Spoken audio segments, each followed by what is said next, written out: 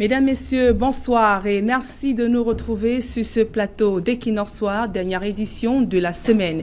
Equinoxe Soir est un magazine d'analyse et décryptage des faits qui ont retenu l'attention de la presse. Une semaine après les violences intercommunautaires qui ont secoué la ville de Saint-Mélima dans la région du Sud Cameroun, le ministre Paul Atangandi est allé voir les dégâts engendrés par les saccages des boutiques. Paul Atangandi était également porteur d'un message de paix et de réconciliation du chef de l'État, Paul Biya. Après avoir fait le tour du propriétaire, une batterie de mesures prises suffira-t-elle à faire donc calmer les tensions dans cette partie du pays? Émeute de Saint-Mélima, que valent les mesures gouvernementales? C'est le fait du jour.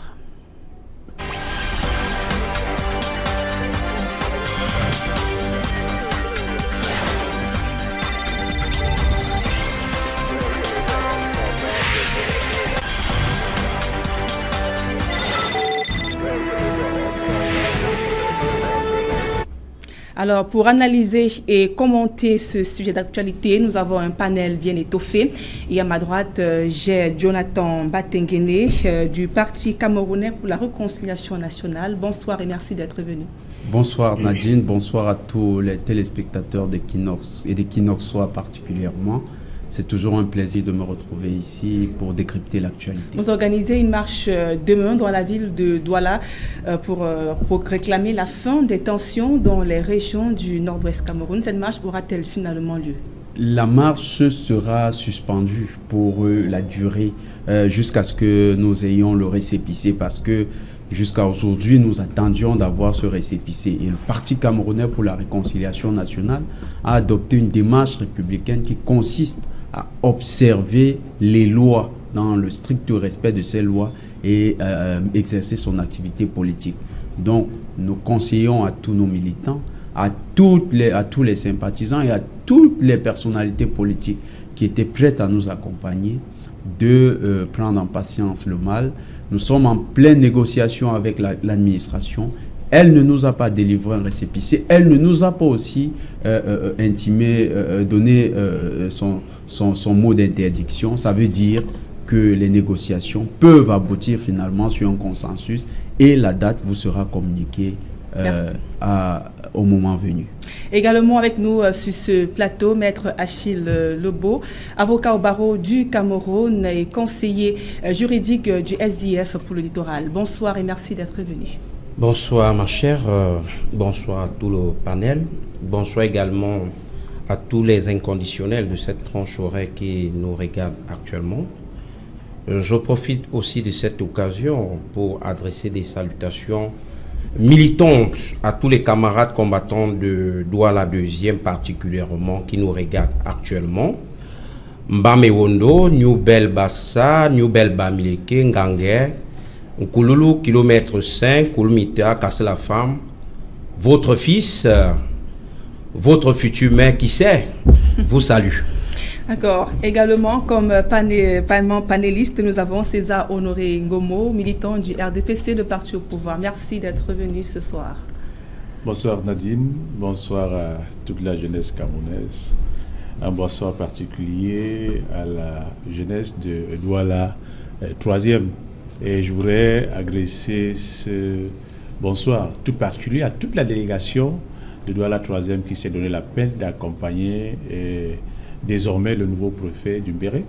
Donc toute la délégation s'est portée depuis mercredi et le retour jusqu'à date, aucun incident n'a été signalé. Tout s'est bien passé. Nous l'avions accompagné et nous avions également assisté à l'installation du préfet, désormais M. Mboutou Benjamin, le nouveau préfet du Vouri. Donc nous souhaitons la bienvenue. C'est comme cela qu'on peut témoigner ce type d'acte où chacun s'est pris en charge, est allé à Menganga et retourné assister à l'installation dans le Vouri.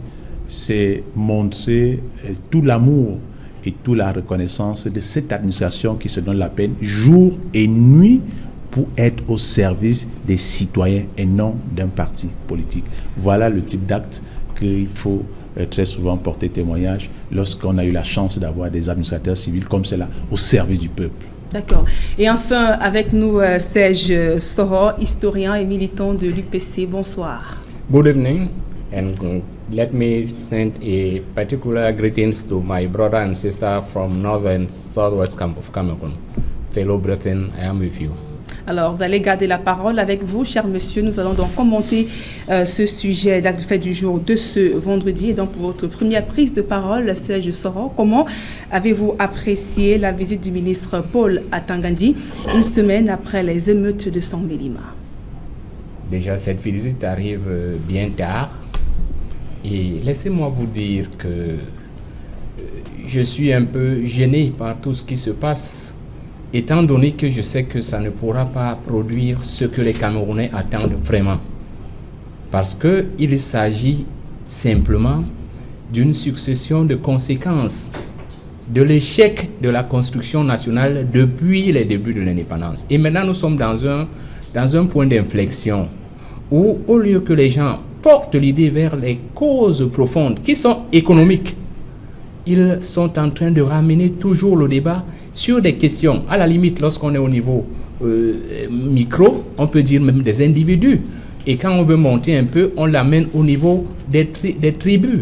Et ça, c'est une des... Et les mesures qu'on apporte ne s'adressent même pas à la nation en tant qu'idéal qu'on veut construire pour produire le bien-être pour les Camerounais.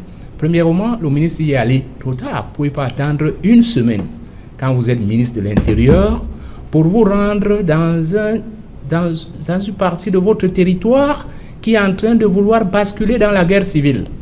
Et nous, à l'Union des populations du Cameroun, nous disions en 2015 que la plus grosse menace qui pesait sur le Cameroun, c'était celle de l'implosion sociale au nord-ouest et au sud-ouest. Maintenant, nous pensons que c'est celle d'une guerre civile qui menace tout le Cameroun si nous ne nous engageons pas dans une démarche citoyenne en nous regardant les yeux dans les yeux pour poser les problèmes de fond qui ne sont pas les problèmes de forme, pour formaliser les questions fondamentales qui ne sont pas des questions de fondations ethniques. D'accord. Tout à l'heure, nous reviendrons sur ces propositions pour pouvoir sortir, pour mettre fin à ces tensions qu'on enregistre de plus en plus de part et d'autre à travers le pays. Alors, Maître Achille Lobo, il faut signaler que le ministre Paul Atanga-Ndi était porteur d'un message de paix et de réconciliation du chef de l'État, Paul Biya. Il estime que c'est une désinformation qui a été à l'origine des débordements, dénonçant une récupération politique. Comment analysez-vous les propos du ministre Paul Atanga-Ndi? Ma chère Nardine, permettez, avant que je ne réponde à votre question, d'avoir une pensée envers votre confrère Serge Alain Autou, qui aujourd'hui, on le sait, est à l'enterrement de son frère cadet. Vraiment beaucoup de courage à ce vaillant Camerounais de la République. Alors, revenant à votre question, nous allons tout simplement dire que le ministre Atanga-Ndi, une semaine après les émeutes de Saint-Mélima, arrive dans le département du Djaïlobo comme une sorte de colombe, je voulais dire. En réalité, ce n'est pas ça le problème. On doit cesser, je le dis et je vais le marteler, il faut que le gouvernement de la République cesse de paître dans la prairie du déni. Il ne faut pas montrer aux Camerounais chaque fois qu'il n'y a pas un problème de fond. Le problème de Saint-Mélima est profond et est consubstantiel à la malgouvernance. Ça, il faut le savoir. Monsieur le ministre de l'administration territoriale est descendu sur le terrain, une semaine après ces violences. Nous lui accordons le bénéfice de tout ce qui a pu retarder son déplacement, mais nous disons, après son retour, les mêmes causes peuvent produire les mêmes effets. Il s'agit d'une jeunesse désœuvrée. Il faut le dire, il faut le marteler. La jeunesse est désœuvrée et par conséquent, à tout bout de champ, n'est-ce pas, suite à une petite étincelle, alors, ces jeunes-là font de la récupération pour se faire entendre. Pensez-vous, ma chère, que ces jeunes-là, s'ils étaient occupés, vous pensez que la situation pourrait dégénérer jusqu'à ce niveau? Ces violences portent une empreinte indélébile de la malgouvernance. Les jeunes sont au chômage. Ceux qui ont réussi à avoir un peu d'emploi sont sous-payés. Et regardez le nombre de mototaximens qui pilulent dans la ville de Saint-Mélima. Nous comprenons tout simplement, messieurs, mesdames, que le gouvernement de la République, au lieu de venir donner les bons de carburant aux benséquineurs, au lieu de venir faire des semblants de repas, de prendre des repas communautaires. Oui, maître, on reviendra certainement dessus au courant de l'émission. Permettez, le gouvernement ferait mieux de résoudre le problème de fond. Tout à l'heure, on reviendra sur la proposition. La jeunesse de Saint-Mélima en particulier, occuper la jeunesse du Cameroun et vous verrez que ce genre de petits débordements aurait moins d'effet. D'accord, tout à l'heure on reviendra sur les propositions, le temps de donner également la parole à Jonathan Batengene pour s'exprimer également dessus. Là, il faut préciser que depuis un certain temps, on observe la montée du discours du repli identitaire. Le gouvernement est-il suffisamment préoccupé par cela? Quelle évaluation faites-vous de la démarche du gouvernement concernant ce discours dangereux? Demander quelle est la posture du gouvernement dans la question de repli identitaire, c'est effectivement interroger aussi un acteur du repli identitaire. Pourquoi? Souvenez-vous, quand un ministre est nommé, qu'est-ce qu'il fait comme premier acte? Il va dans le village, réunit les membres de famille, tous les villageois, chefs de village y compris, et il dit merci au chef de l'État, merci de m'avoir nommé. C'est la messe même du repli identitaire qui est dite par un prêtre élite en fait. Et cette façon de gouverner aujourd'hui atteint son niveau le plus abject. Il est temps de se remettre en question, cette façon de faire. Mais j'ai salué d'abord parce que dans l'ethnicité, il n'y a pas que du négatif. Le ministre Motazé, c'est son retour au village qui a permis de décrisper l'atmosphère, il faut le reconnaître.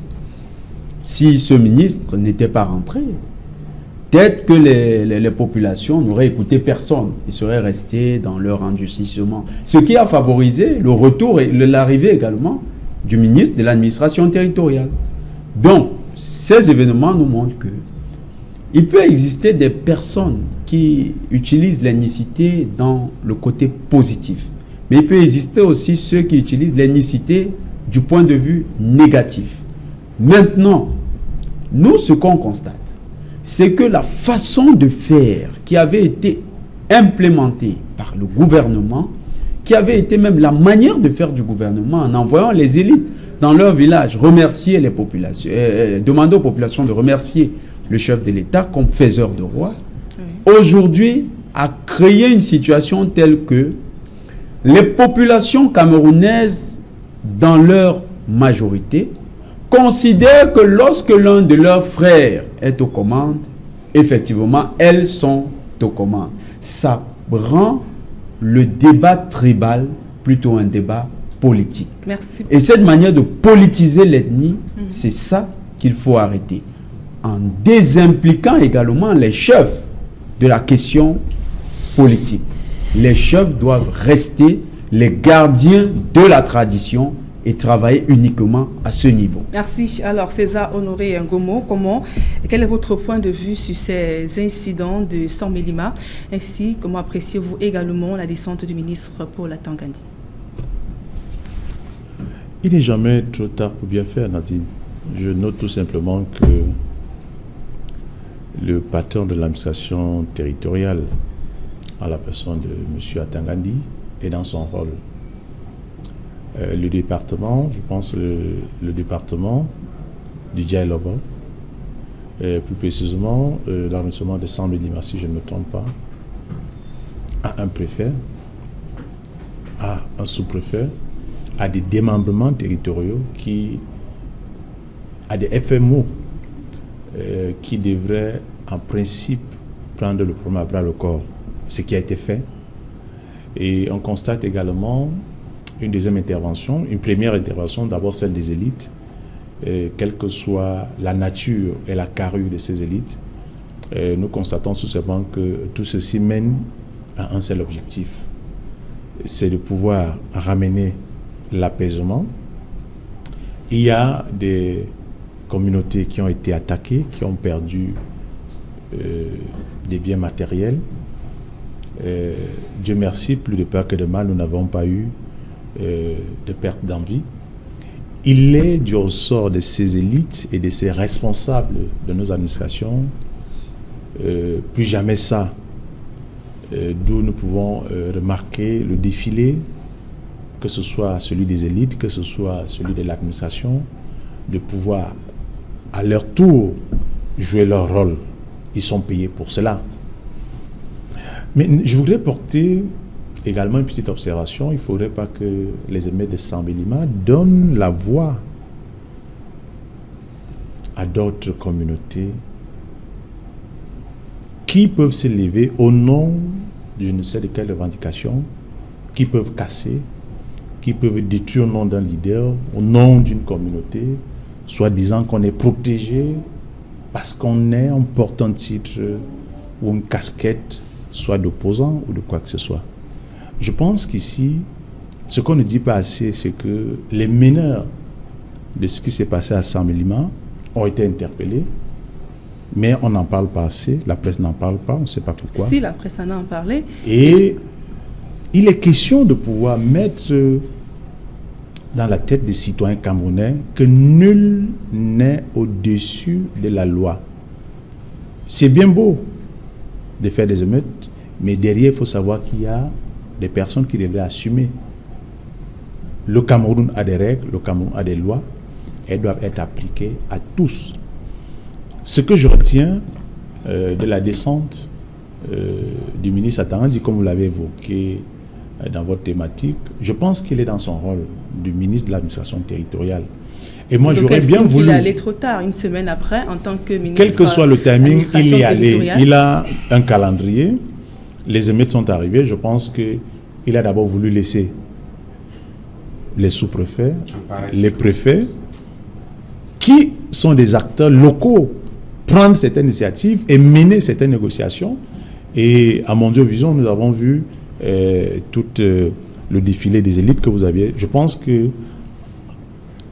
au retour de certaines informations, il a trouvé la nécessité, lui en tant que patron ministre de l'Intérieur, il a trouvé la nécessité, je ne suis pas son avocat, je ne suis pas l'avocat de l'administration, mais je voudrais rester dans une logique républicaine qui voudrait que dans notre société, il y a des lois, des règles qui régissent notre vivre ensemble. Et lorsque on a vécu le cas comme celui de Sambelima, que ce soit celui d'Abomba, que ce soit ce qu'on a vécu au nord-ouest, au sud-ouest, que ce soit ailleurs, nous devons comprendre que tôt ou tard, il y a des lois de la République qui doivent s'appliquer de près ou de loin aux différents acteurs. C'est ce que je retiens et je m'abstiens de faire des commentaires qui peuvent attiser la haine d'un côté comme d'un autre. Je reste tout simplement républicain en disant, même aux frères de ma communauté, de mon ethnie, jamais que cela n'arrive dans mon arrondissement à Douala 3e, où je réside, que cela n'arrive jamais dans ma région d'origine, que cela n'arrive jamais dans toutes les autres régions, parce que tôt ou tard, on sera rattrapé par la justice de la République du Cameroun. Alors Serge Soroy, il faut également préciser qu'après avoir échangé avec les forces vives, les commerçants, les conducteurs de motos, le ministre Paul Atangandi a annoncé une batterie de mesures pour calmer les tensions, notamment l'évaluation des dégâts, une enquête pour traquer les auteurs des casses. Finalement, on se demande que valent les mesures gouvernementales au regard de la situation d'autres villes du pays. Seul l'avenir nous le dira. Mais d'entrée de jeu, moi je voudrais d'abord revenir sur une question que l'un des panélistes a évoquée, c'est-à-dire la descente du ministre Motazé. Voilà justement les choses qui ne doivent pas être faites. Parce qu'il s'agit là, en interprétant le geste, de dire qu'il y a déjà des gens qui ont mis des ethnies en marche pour pouvoir les utiliser à un certain moment. C'est ce que nous appellerons de l'ethnofascisme. C'est-à-dire que on veut, En réalité, on veut nous faire croire que si un fils du pays n'était pas descendu là-bas, il eût été impossible à M. Atangandji de s'y rendre. Et c'est gravissime. C'est gravissime. Et c'est vrai. C'est d'autant plus gravissime que c'est vrai. Nous avons un défi à relever. Il faut qu'on intègre dans la construction du Cameroun que la construction nationale républicaine, comme j'entends quelqu'un le dire ici, voudrait que les micronations, c'est-à-dire les ethnies, soient diluées dans la nation. Et non pas qu'il y ait une dissolution de la nation dans les ethnies comme on le vit maintenant. L'un des panélistes vous a rappelé que quand on nomme quelqu'un, il s'en va remercier avec son village. Moi, je vais plus loin. Quand une élection se prépare, on commence souvent à voir les motions de soutien qui sortent des villages. Et quand on regarde notre pays, on entretient tous.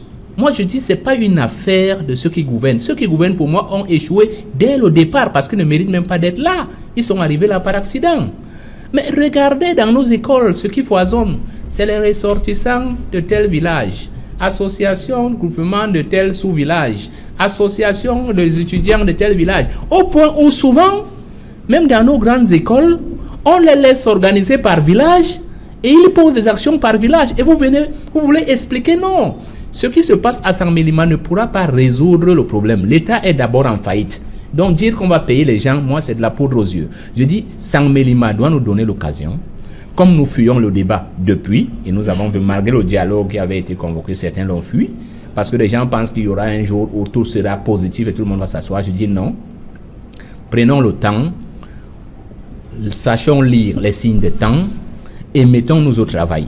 Parce que si nous continuons à faire une fuite en avant, à appeler la République, à appeler les lois de la République, alors que nous savons que depuis près de 60 ans, le Cameroun marche à côté de son histoire et que dans ce cas, il ne pourrait pas aller loin, nous courons, je le répète ici, vers la guerre civile. Nous tous ici sur ce plateau, et j'ai entendu l'un des leaders d'un des partis qui est ici, nous parler du fédéralisme communautaire. Allez-y voir quelque chose. Je dis, nous-mêmes, nous traînons souvent par devers nous, de manière inconsciente, par embolie schizophrénique, les séquelles de la colonisation qui nous ont inoculé la division. Et nous les véhiculons comme des théories politiques et économiques. L'enjeu du Cameroun, comme l'a dit quelqu'un, c'est construire un espace économique qui permette le bien-être de tous. Malheureusement, comme c'est la confiscation du pouvoir qui est mise à l'avant, tout ce qui est entrepris par ceux qui nous gouvernent, c'est comment faire pour rester au pouvoir, y compris par la corruption. Les mesures qu'on nous annonce là, ce sont des mesures cosmétiques de corruption masquée. Donc, elles ne peuvent pas résoudre fondamentalement la question. La question est, comment on fait pour qu'un Camerounais qui est à Douala se sente d'abord de Douala avant de penser qu'il est de Bafoussam, de Ngormapoubi ou de Tokombéré? Comment on le fait? Il est à Douala, mais il va vous dire qu'il adhère à l'association de développement des ressortissants de Tokombéré. Il adhère à l'association de développement des gens de Salapombe. Alors qu'il vit à Douala et il préfère que Douala se dégrade. Alors qu'il vit à Yaoundé, il préfère que Yaoundé se dégrade. Et c'est ça qui conduit souvent une réaction décriée, négative des autres qui pensent qu'on vient dévaloriser leur espace géographique naturel. Et ça, c'est nous tous, nous en sommes victimes. Et souvent, nous le faisons même de manière inconsciente. Il s'agit d'une construction citoyenne. D'accord. Alors, Maître Achille Lobo, Serge Soro a fait savoir que, notamment, que la plupart de ceux qui nous dirigent ont échoué et que le Cameroun est en train de marcher à côté de son histoire. Pourtant, le ministre Paul Atangandji, au cours de cette visite, a déclaré que Paul Biya a toujours fait la promotion de l'intégrité nationale une priorité. Cet argument est-il valable? Bon, voilà. Je ne sais pas si c'est un lapsus. C'est Maître Le Joe. Le Joe, je vous en prie. Le Joe Achille. Ben voilà. Vous pensez, à votre humble avis, soit-il, que le ministre de l'administration territoriale devait tenir quel genre de discours à l'endroit de son patron? Non, il faut tout simplement dire que, au vu de l'ampleur des émeutes du 9 et 10 octobre dernier à Saint-Mélima, le gouvernement ne devait lésigner ni sur son énergie, ni sur son agenda pour faire revenir au plus tôt la paix, pour retourner à l'état initial. Quelqu'un vous a dit tout à l'heure que ces violences portent les empreintes ethnofascistes. C'est vrai, mais seulement le principe, quand il a continué en développant, le principe même des associations n'est pas mauvais en soi, puisque c'est en fédérant les énergies que l'on devient fort. C'est vrai, ces regroupements parfois portent les marques, je dirais, indélébiles du nombrilisme, disons comme ça. Alors, mais n'oubliez pas que, étant par exemple ressortissant du Dja et Lobo, me retrouvant à Douala, il y a les associations de quartier. Là, c'est pour développer le terroir où nous nous trouvons, indépendamment du lieu où le nombril a été enterré. Donc, le principe même des associations en lui-même ne pose aucun problème. Nous pensons tout simplement que descendre une semaine à Saint-Mélimant en portant la casquette d'un pompier ou d'une colombe, pour nous, cette descente, elle est tardive. Sur tous les réseaux sociaux, les journalistes que vous êtes, nous de la société politique et de la société civile, nous avons décrié le silence qui était un peu abasourdissant du ministre de l'administration territoriale face à ce désastre. Ces violences avaient une ampleur que l'on ne pouvait imaginer au départ. Laisser la gestion seulement aux autorités locales, à notre humble avis, nous semblait être un peu allé à la déroute.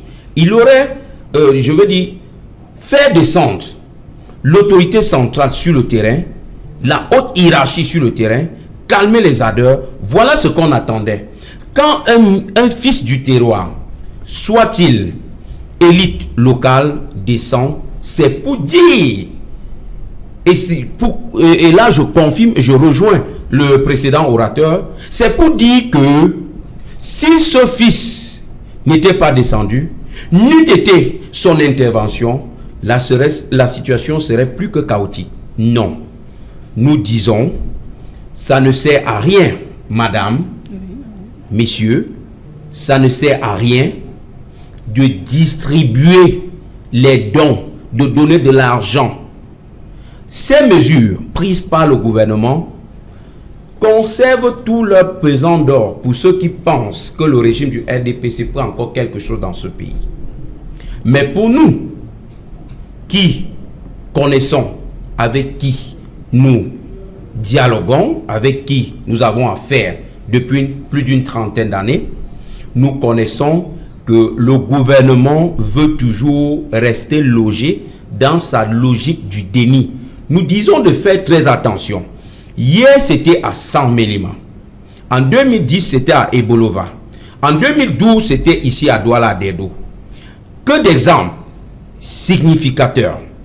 Nous disons que le gouvernement de la République doit prendre toutes les mesures afin que, le vivre ensemble soit une réalité. Et parlant même du vivre ensemble, il faut se dire que les Camerounais en réalité n'ont pas un problème de vivre ensemble. Nous avons vu les mariages intercommunautaires.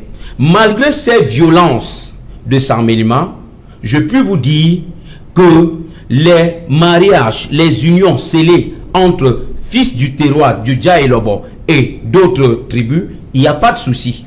Donc, que l'on ne vienne pas nous dire que le vivre ensemble est, a pris un coup. Non. Plutôt au contraire, il ne faut pas esquiver le problème de fond. D'accord. Le problème de fond, permettez madame, et je vais chuter par là, je vais le marteler encore pour la deuxième fois sur ce plateau.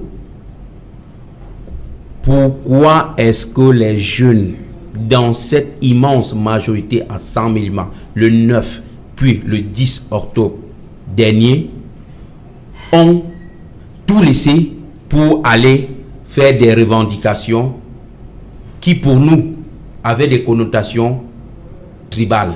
C'est justement parce que, mesdames, messieurs, c'est justement parce que ces jeunes sont désœuvrés. Si vous avez un emploi, à préserver. Vous ne pouvez pas vous retrouver où ces gens étaient la dernière fois. Jonathan Bateguene, au-delà de prôner de vivre ensemble et de promettre des dédommagements aux victimes des casses, les problèmes de fond ont-ils été résolus, à votre avis? Non. Les problèmes de fond, il y a au premier titre, ce que Maître Ledio, je vais renchérir sur ce qu'il dit, c'est la question économique. Le grand échec du renouveau, c'est économique. Parce que sur le plan économique, les populations camerounaises n'arrivent pas à retrouver dans le panier de la ménagère ce qui est consistant et qui peut permettre de survivre à notre juste valeur. Et quand on regarde les potentialités réelles de notre pays sur le plan économique, bien sûr, on se dit on mérite mieux. Et c'est parce qu'on estime qu'on mérite mieux que vous voyez que les attentes sont élevées. Et c'est ça la grande question de fond. Et Maître Ledio fait bien de le souligner. Maintenant, il faut revenir parce qu'il y a une question qui a été soulevée, celle du fédéralisme. Il a dit chez nous, parfois. Il a utilisé le mot chez nous, chez eux, un fils du terroir. Ce concept qu'il a utilisé renvoie à une notion, l'autochtonie. Il reconnaît de manière implicite que ça existe, qu'on se sent fils d'un terroir. Monsieur Sor, aujourd'hui, j'aimerais rentrer dans l'Afrique précoloniale parce que tout me porte à croire que nous sommes rentrés dans l'Afrique précoloniale, dans le Cameroun précolonial. Le Cameroun de nos tribus qui étaient des États, si vous lisez les ouvrages historiques sur les États africains précoloniaux, vous voyez bien que, effectivement, c'est la même configuration dans laquelle nous sommes en train de rentrer. Et donc, comment s'obtenait la citoyenneté dans une autre tribu? Vous allez voir que dans beaucoup de villages, même ici, vous avez le chef de Ndogbo, je l'ai appris tout à l'heure. Le chef de Ndogbo a une parenté qui n'est pas du terroir. Pourtant, il est chef là. Mais comment? L'adoption de l'individu, sa transformation culturelle, ce qu'on appelle l'acculturation et l'inculturation. C'était des processus qui étaient existants dans les États africains. Un fils d'ailleurs pouvait revenir dans votre territoire et à la longue, au fil du temps, il devient un fils, il est adopté. Et on l'adoptait comme fils du terroir. Lorsque vous parlez et que vous fustigez le fédéralisme communautaire, en fait, vous fustigez cette pratique africaine qui est dans nos traditions. C'est un processus. Aujourd'hui, où on parle de l'Afrique qui doit réinventer la démocratie, nous pensons effectivement au Parti camerounais pour la réconciliation nationale qu'il faut se réconcilier avec notre histoire. Et notre histoire a cela. C'est cette trace de ce que nous sommes capables de résoudre avec nos traditions que nous voulons remettre à l'œuvre. Je sais que dans un découpage caricatural du fédéralisme communautaire, les critiques nous disent que le fédéralisme communautaire sera un découpage des grandes régions appartenant aux mêmes communautés. Et on prend l'exemple de l'impossibilité, parce que c'est le raisonnement par l'absurde qu'ils utilisent, ils prennent l'exemple de la région Bassa. Et donc cette région, la Grande Sanaga, comment est-ce qu'elle sera découpée? Parce qu'on a les Bassa dans le sud-ouest, on a les Bassa dans le littoral, on a les Bassa dans le sud. Comment il faut les regrouper sur le même territoire? Est-ce qu'il faudrait procéder à des recompositions? Madame Yambou, c'est très important. Pourquoi? Parce que là, cet argument, c'est du dilettante qui vient en fait ne pas comprendre que la nature précoloniale de notre territoire devrait nous amener à réfléchir sur les structures anthropologiques du Cameroun. D'accord. Et en réfléchissant sur ces structures anthropologiques, on pourrait aboutir à un modèle qui sera différent. Merci. Chaque région, le Cameroun peut être divisé en 4 grandes régions. Je le dis parce que c'est très important, Madame Yambou. Quand vous prenez les 4 grandes régions, allez dans l'ère Peul. Moi, j'ai été en Ngaoundéré, j'ai été à Garoua, j'ai été à Maroua. Quelle est la langue parlée à Garoua, Ngaoundéré et Maroua? La langue dominante, c'est le Peul. Pourtant, les Peuls sont un peuple minoritaire. Merci, dans ces Jonathan. Lorsque vous allez sur ces éléments, Jonathan, vous comprenez qu'on peut unifier plusieurs tribus autour d'éléments anthropologiques qui existent déjà. Ça, vous allez réagir. Permettez à Serge Soro de réagir sur ces propos sur le fédéralisme communautaire. En une minute. Moi, je crois qu'on vient d'assister, n'est-ce pas, à une dérive d'incongruité, mais je ne voudrais pas entrer dans le débat parce que le postulat de départ étant peu structuré et compréhensible, je ne vois pas où est-ce qu'on voulait en venir. En fait, si vous allez au nord, monsieur Soro, vous voyez exactement ce que j'essayais de décrire. Parce que même le dernier exemple que vous avez pris est tiré par les cheveux, parce que entre les populations Peul et les autres groupes ethniques, vous n'êtes pas sûr que la langue de la zone urbaine est la langue la plus parlée. Mais c'est pas là. Je vous invite à l'université de Douala, où vous pourrez voir que les ressortissants de Garoua parlent le Foufoulde pour s'exprimer entre eux. Ce n'est pas une question de langue seulement. Parce que ce n'est pas seulement une question de langue. Je suis désolé. Je suis désolé en prenant cet élément. Non, il fait dans la caricature. Dans cet élément, ce que je voulais dire aux Camerounais, c'est que la construction nationale doit transcender tout ce qui est élément de repli régional rétrograde. En quoi êtes-vous différent du colon lorsque vous le dites? Je ne divise pas le vous Cameroun pour régner. Un nationalisme. Mais en quoi êtes-vous différent du En colon? élevant le Cameroun vers son unité nationale, parce que le Cameroun, contrairement à ce que beaucoup pensent, c'est la génératrice du Cameroun. C'est parler français et anglais? Non, je suis désolé, c'est une mauvaise compréhension. Le Cameroun est fille de l'unité nationale. C'est la dynamique unitaire qui a donné naissance au Cameroun. Et le Cameroun... Et le Nosso nous parle, monsieur Sor. Le nord et le sud nous parlent le Nosso, je parle du nord et du sud-ouest. Et le sud-ouest nous parlent. Je vous explique en deux mots. S'il y a crise au nord-ouest et au sud-ouest, parce que la gestion du Cameroun a été confiée aux usurpateurs qui n'avaient pas compris par quelle voie sortir du problème national camerounais, qui était un problème de création des structures qui nous permettaient de sortir des structures léguées par la colonisation.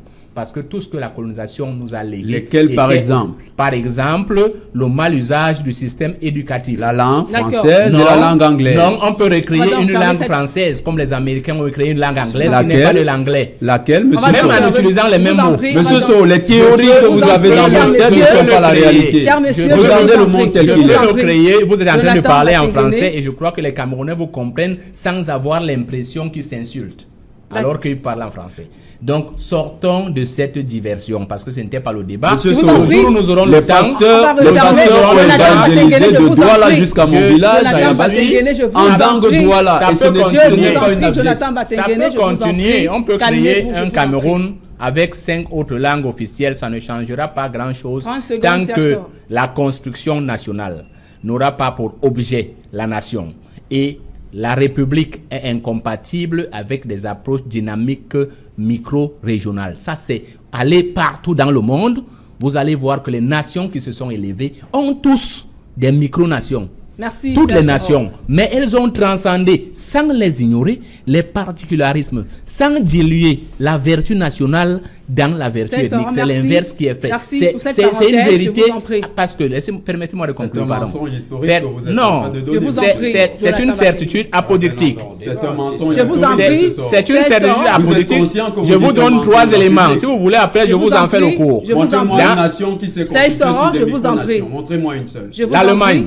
La France, toutes les nations que je vous cite là, elles existent. La Westphalie, tout ça, allez relire votre cours sur la dynamique unitaire. Je crois que vous ne maîtrisez pas le processus de construction historique de ces États.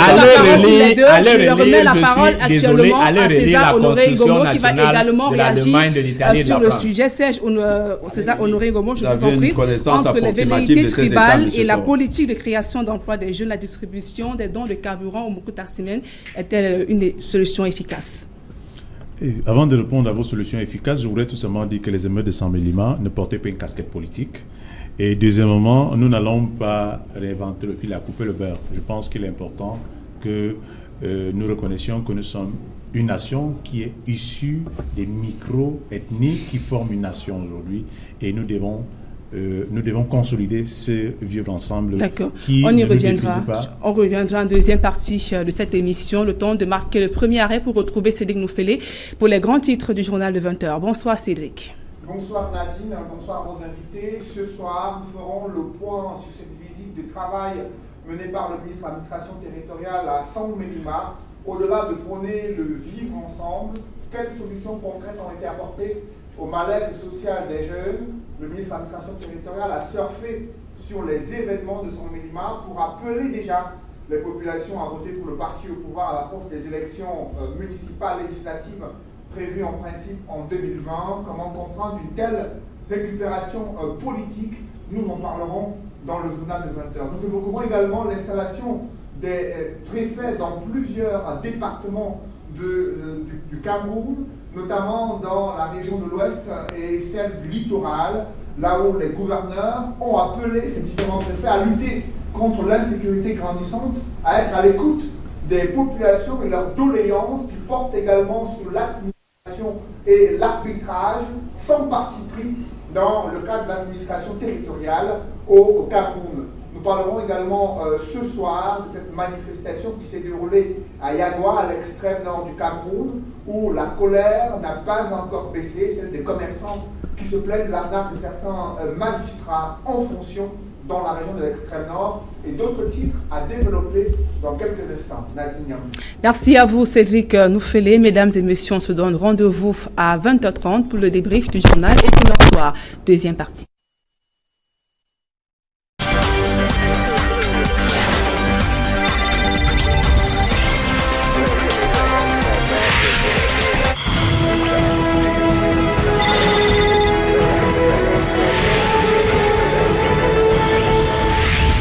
Et merci de nous retrouver pour cette deuxième partie d'Equinox Soir consacrée au débrief, toujours avec nos invités sur ce plateau.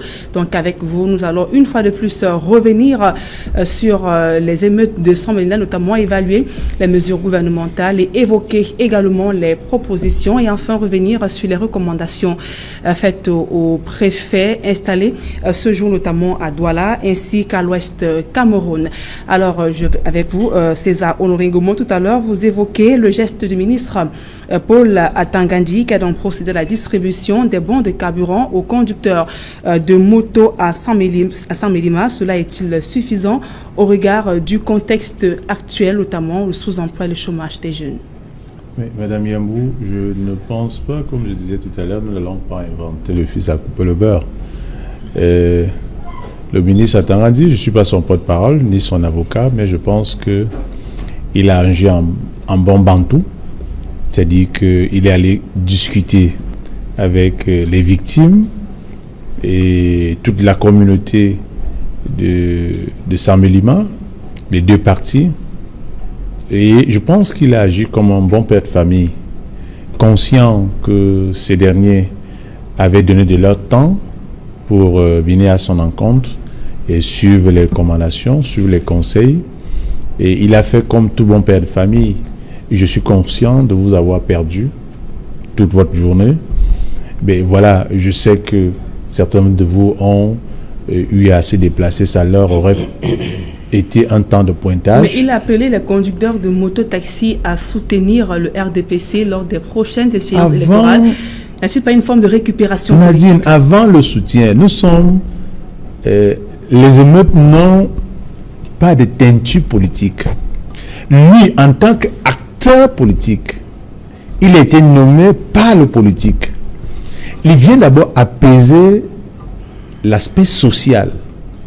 Il se met dans sa posture d'homme politique. Je suis conscient que vous avez perdu de votre temps, votre journée de pointage. Voilà, je vous dépanne avec 1 litre de carburant. Et tenez, vous avez vu le geste qu'il a fait tout à l'heure là, lorsqu'il allait visiter l'une des victimes. Il a mis spontanément la main dans la poche, va préparer. Certainement, le gars a dû lui dire, depuis les émeutes, je n'ai rien à donner à manger aux enfants. Vraiment, je peux te soutenir comme maman. Tiens, va faire à manger. Non. Sortons, nous ne sommes pas des extraterrestres, nous sommes tous des humains. Le problème est plus profond. Et il le fait, c'est un geste personnel qu'il est en train de faire. Il ne le fait pas au nom de l'État. L'État ne l'a pas envoyé le faire. Il le fait, c'est un père de famille, c'est un humain. C'est un humain. Et vous voyez la réaction, le comportement des bénéficiaires. Ils n'ont pas craché dessus. Donc il faut que, en dépit de tout langage politique, je ne pense pas que le politique doit avoir le dessus sur tout. Moi, je vois un homme, un père de famille, un conciliateur, déjà qui reconnaît la peine qu'on aurait pu boycotter sa venue. les Bensigino et les parties prenantes auraient dit, vraiment, vous les politiques, la foutez-nous le camp avec vos affaires-là.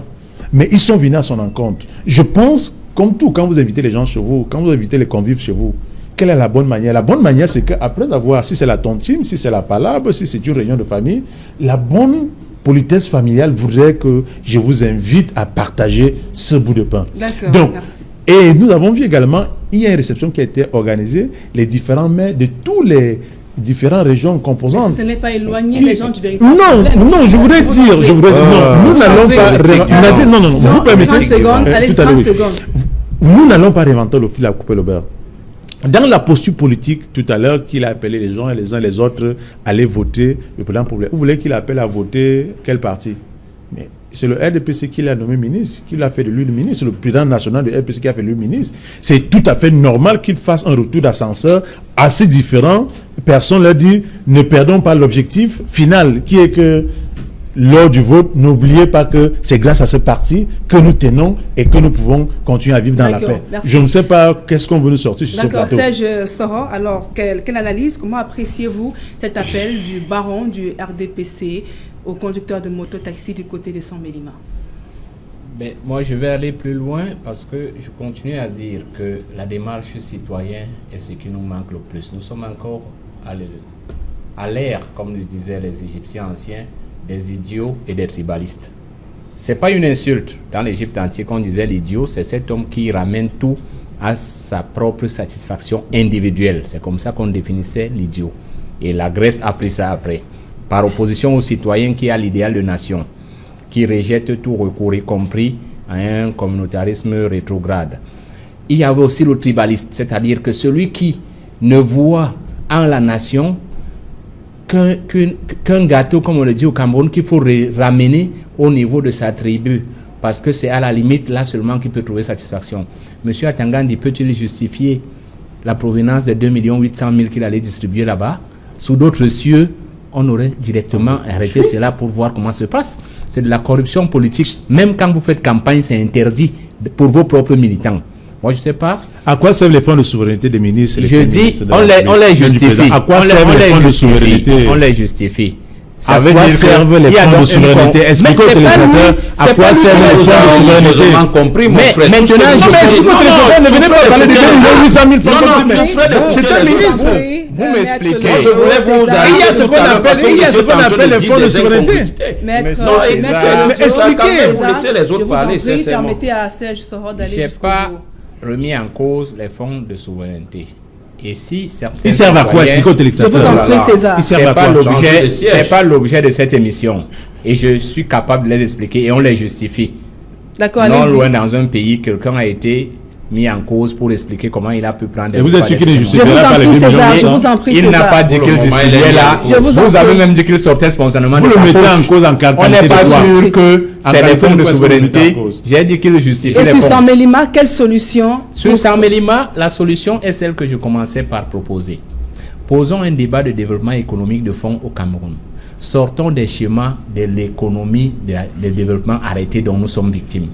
Et créons, parce que le Cameroun, moi je le dis parce que j'en ai les moyens d'explication, le Cameroun peut aller vers le plein emploi avec 4 éléments de base: éducation, santé, emploi, logement pour tous.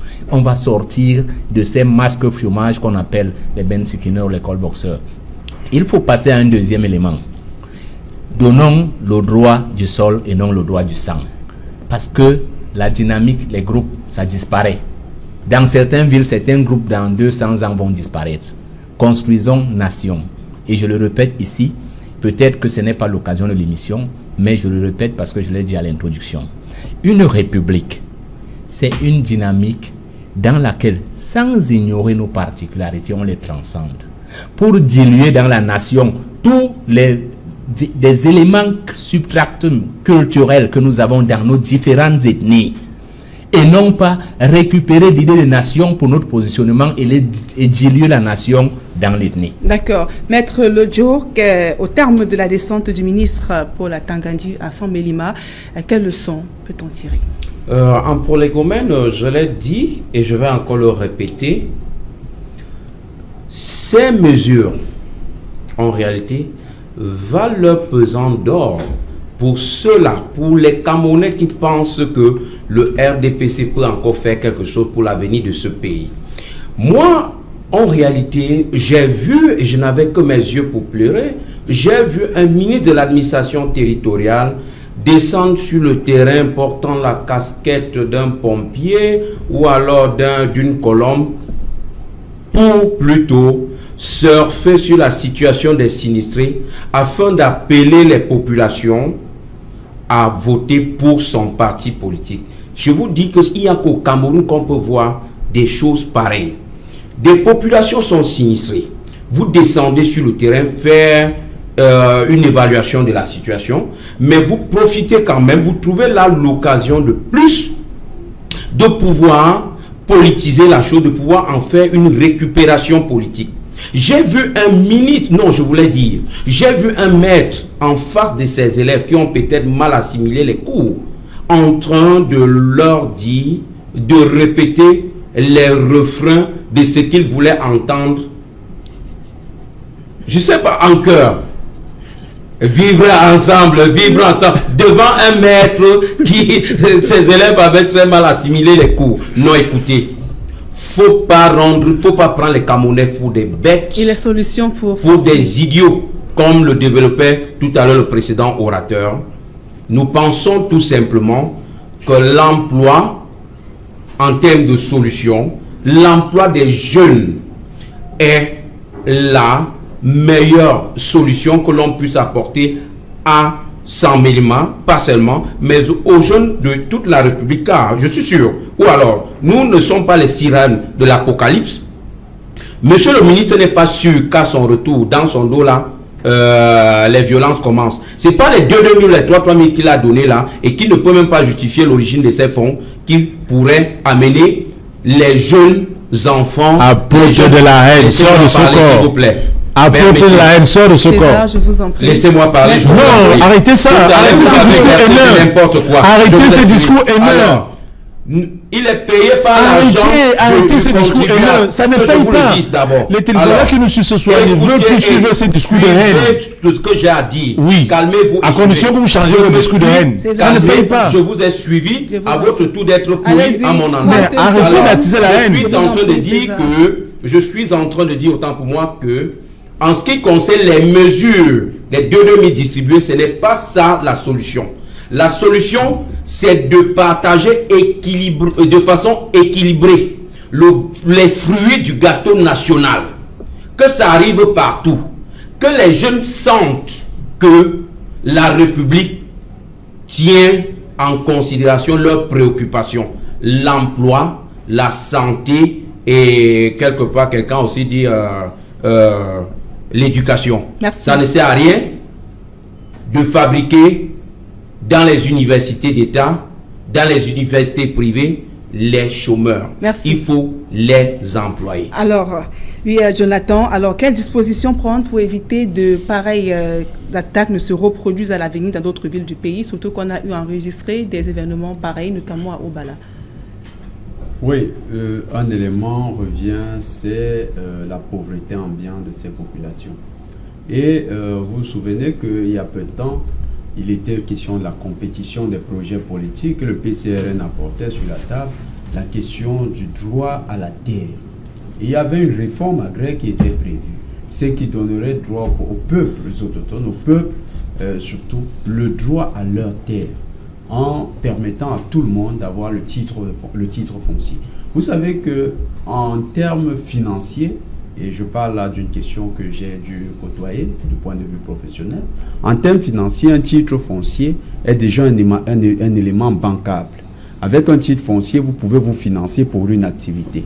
Or, la majorité de ces populations à Saint-Mélima, c'est des populations qui peuvent pratiquer l'agriculture. Et si on se place rien que du point de vue de l'agriculture, c'est un secteur qui peut à la fois booster le commerce local, mais également international. Si on prend l'agriculture, rien que dans le sens des matières, des cultures de rente, effectivement, là, on peut avoir des cultures comme le cacao, le café et d'autres cultures qui peuvent être vendues à l'étranger et rapporter des devises à la nation. On peut donc booster davantage ces secteurs.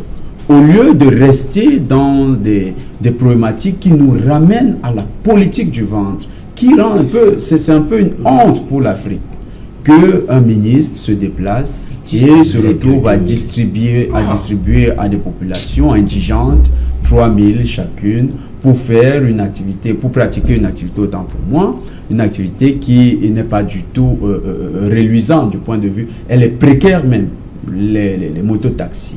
C'est pas une activité qui assure la sécurité sur le plan professionnel. Donc, il faut rentrer dans le débat de fond, trouver des solutions, créer des emplois dans le domaine agricole. On sait aussi que, vous savez, Saint-Mélima, le chef-lieu de la province du Sud, c'est Ebolova. Et à Ebolova, il y a des tracteurs qui sont dans la brousse. Au lieu de leur donner ces 2000, on aurait bien fait de trouver des moyens que ces tracteurs reviennent et que ces tracteurs soient utilisés justement à bon escient dans l'agriculture, parce que le Cameroun, sur tout son territoire, est une terre fertile. On peut pratiquer l'agriculture et faire uniquement avec l'agriculture sortir 80% de notre jeunesse de la situation de chômage qu'on observe. Merci. 30 secondes, le temps que nous est parti est terminé. Oui, et 30 secondes, je voulais tout simplement noter ici sur ce plateau, après les interventions de mes différents copanélistes, que vous remarquez bien et bien que Saint-Mélima, la province d'origine du chef de l'État, il y a aussi du chômage. Il y a aussi des gens qui cherchent de l'emploi. Il y en a aussi qui cherchent à manger comme dans toutes les autres régions. Donc arrêtez de stigmatiser certaines communautés. Le pays a besoin, comme l'a dit tout à l'heure un des intervenants, pas du vivre ensemble, mais qu'on mange ensemble. Parce que manger ensemble implique certaines obligations et certains devoirs. Donc moi je pense que le discours qui devrait être le nôtre sur ce plateau ce soir, c'est qu'attendent les téléspectateurs qui nous regardent, c'est cet apaisement et non de continuer à attiser cette haine tribale qui voudrait penser que certains sont des privilégiés et d'autres n'en sont pas. D'accord. Donc vivement que nous retenions l'essentiel. Pour nous, nous disons à l'Union des populations du Cameroun qu'il est temps de réaliser l'ultime objectif. Pensons grand. Sortons des querelles politiques qui vont nous divertir. Pensons à un Cameroun qui est la Silicon Valley de l'Afrique. Pensons à un Cameroun qui est le grenier de l'Afrique. Et voilà un défi qui peut nous faire taire certaines velléités de repli ethno-fasciste. Merci. Maître Lodjo. Merci, madame, de nous avoir conviés à ce débat citoyen républicain. Nous profitons de votre micro pour dire pour souhaiter la bienvenue à monsieur le préfet du Vouré, monsieur Benjamin Boutou, relativement à cette question de Saint-Mélima. La descente du ministre de l'administration territoriale sur le terrain. Le SDF prend ça comme étant un acte politique. Nous n'avons pas trop surfé là-dessus. Le parti avisera en temps opportun et puis nous mettons le gouvernement devant ses responsabilités. Alors, merci à vous, Maître Achille Lodjo. Merci à vous, Jonathan Batengene. César Honoré Ngomo. Merci. Merci à toute l'équipe de communicants qui nous permet de pouvoir nous exprimer sur ces plateaux. Merci également à vous, Serge Soro, d'être venu. Mesdames et messieurs, c'est ici que nous mettons un terme à cette émission Equinoxe Soir. Merci pour votre aimable attention et bon week-end à tous et à toutes.